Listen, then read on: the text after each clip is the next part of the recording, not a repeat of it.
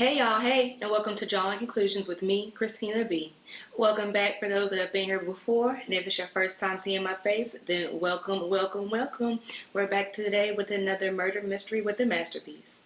A child missing for months, unbeknownst to family and friends. A mother posing for pictures mere feet away from her child's makeshift grave. This is the tragic death of Meijelic Young.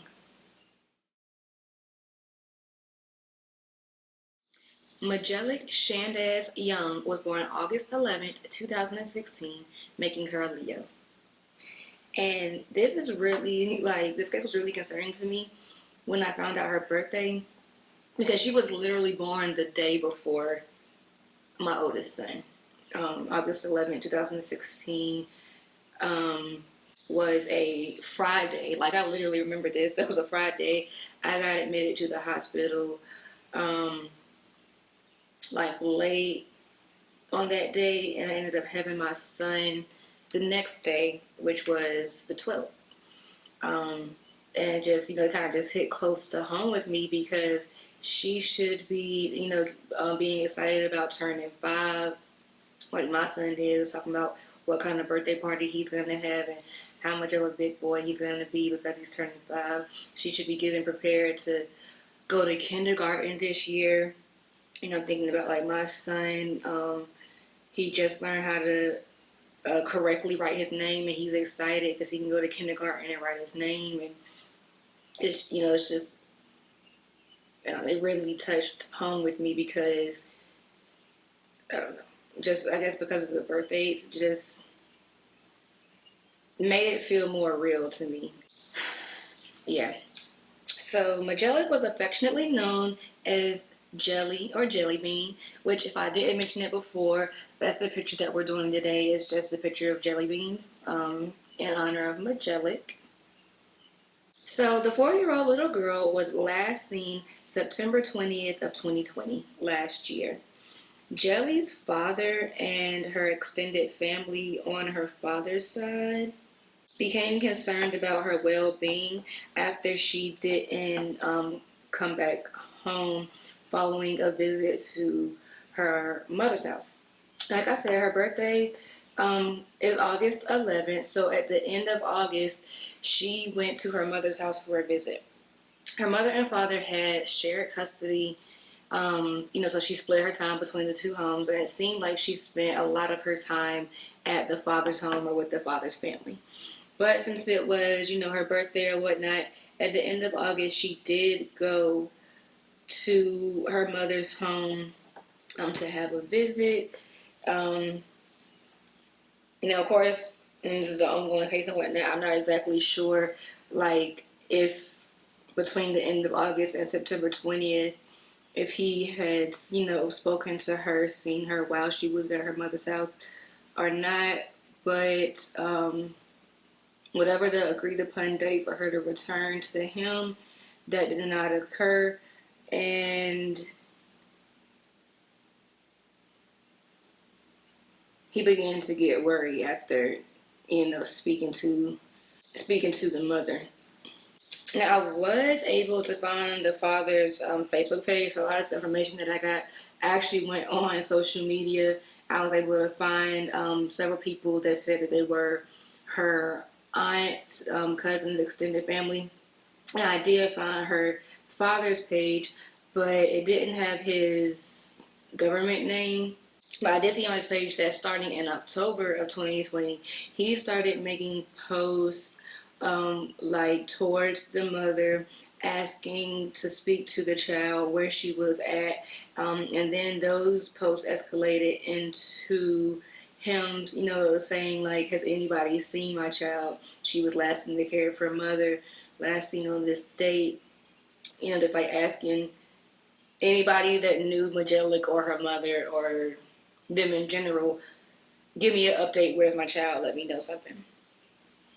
Now, while all this is going on, while her father is on social media, trying to make contact, trying to find his child, her mother is posting pictures of herself, posting pictures of the other children, and just acting like she doesn't know where Meijelic is. And not only does she not know where she is, but she doesn't seem concerned by the child. She doesn't seem concerned by the child's whereabouts not being known.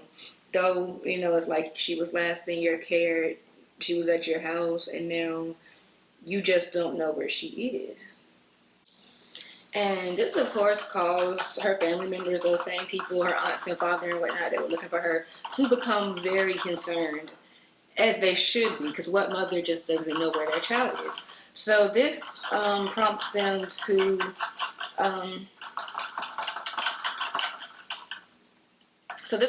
make a call to CPS to have them go over to Meijelic's mother's house to do a welfare check. So about 8 months after Meijelic was initially last seen and the concerns have been raised that she's not around anymore, a social worker, Pat Williams, went to a home on Braden Drive where Meijelic was last known to have been, which is the home that her mother lives in. Now, Miss Pat Williams went to the home on Braden Drive and she spoke with Meijelic's mother, Malika.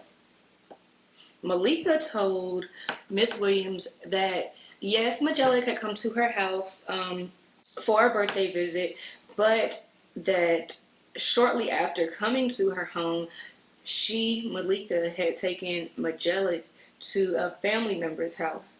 And she had not seen Meijelic since, and she didn't know where she was. So to follow up on this, of course, as any good child protective services worker would do, Miss Williams went and spoke with family members and friends of Malika in order just to confirm her story. And nobody that knew Malika stated that they were aware that Meijelic was at this family member's home and that they simply had not seen her since September. It's also stated that during this investigation that the Child Protective Services worker was doing, she spoke to a man, 29-year-old Romany Harris, who said that in his conversation with Malika, the mother, that she told him that Meijelic was dead. And she said that she was afraid to let the police or anybody know because Meijelic had injuries on her that would cause the mother to get in trouble. So, of course, following this conversation with Malika and all of the family members and friends, the Child Protective Services worker contacted the Charlotte-Mecklenburg County Police. And I don't think I mentioned this, but this is taking place in Charlotte, North Carolina, the Queen City. So following this, Ms. Williams did contact the Charlotte-Mecklenburg County Police and told them of what she had found when doing this welfare check and that she suspected some sort of foul play. So the police took this seriously and they went on to procure the necessary warrants needed. And on May 21st of this year, 2021, they executed those warrants at that home on Braden Drive. That is the home of Meijelic's mother. And suspecting foul play, they did go to the home with cadaver dogs because one of the gentlemen that Pat Williams talked to had said that the mother stated to him that Meijelic was deceased. So they took that at face value and came with cadaver dogs in hopes of finding Meijelic.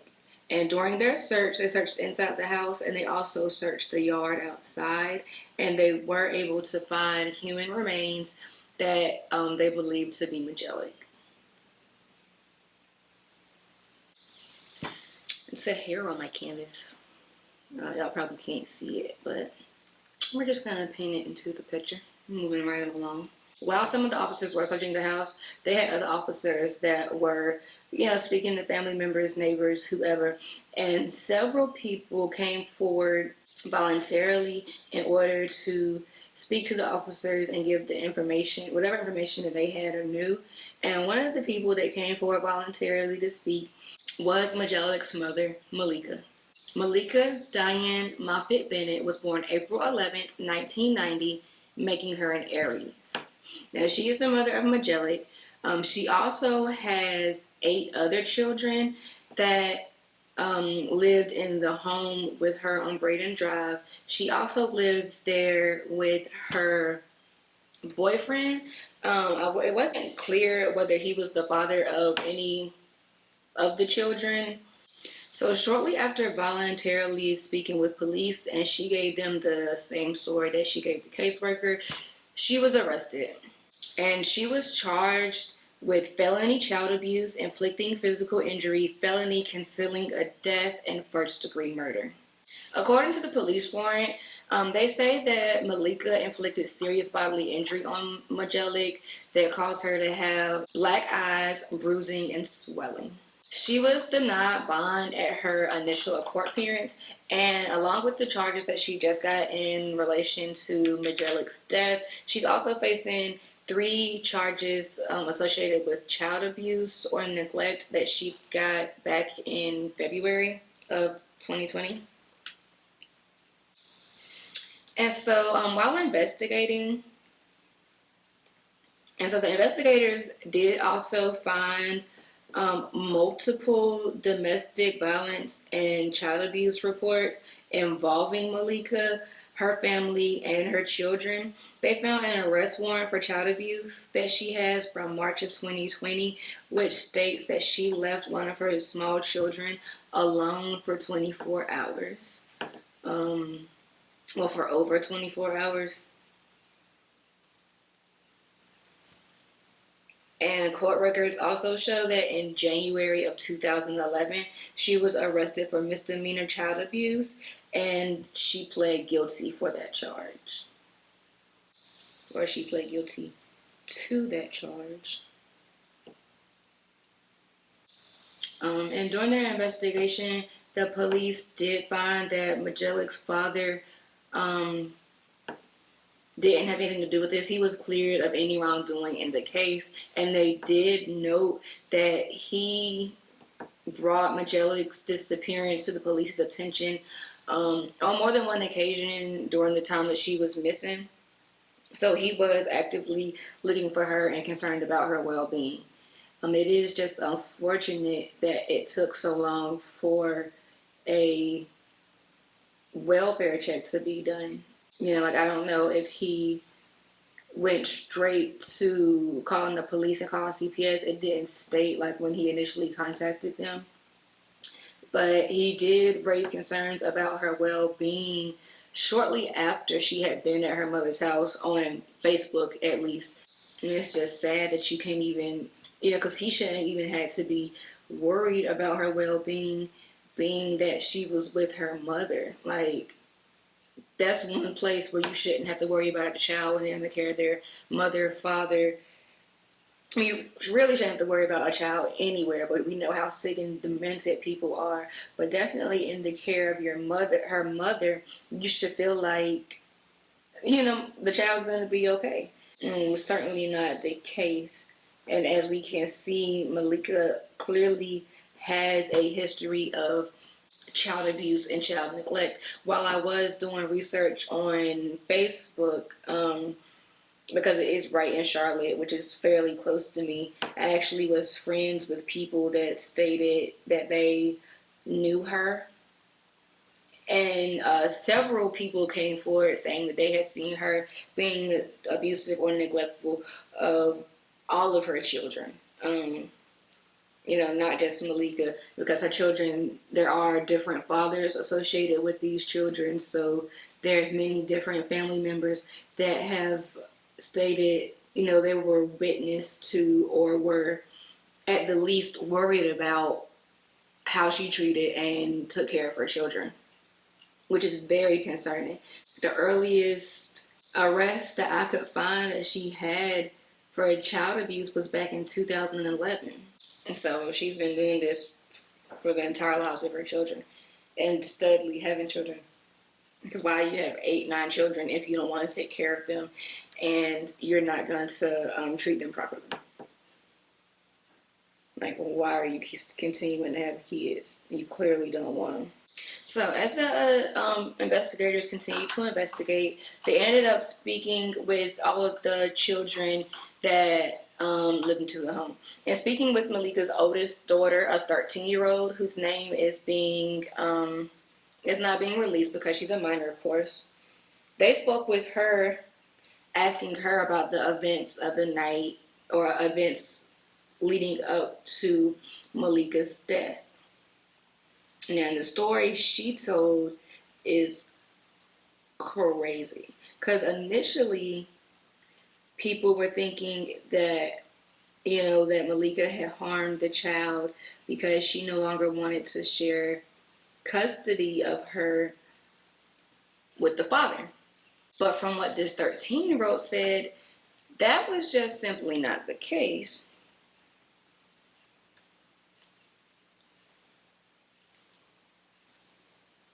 So, this child states that Malika, a 4-year-old, ended up having a accident in her underwear. She had a bowel movement, accidentally in her underwear, which is kind of uncommon for kids that have accidents that old, I believe. But also with the amount of trauma and abuse that I can imagine that Meijelic was facing, just based on the mother's history, it could have been a reason why she had that accident. But either way, it stated she had a bathroom accident in her pants, and this really angered Malika. So as a form of punishment, which I don't know why you're punishing a child for an accident, and these are potty training years, anyway. As a form of punishment, Malika decides to take this child and have her stand in the laundry room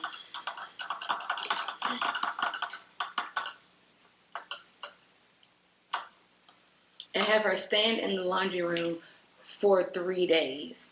Now, it said that she was made to stand there, she was not allowed to sit down, and she was not allowed to leave.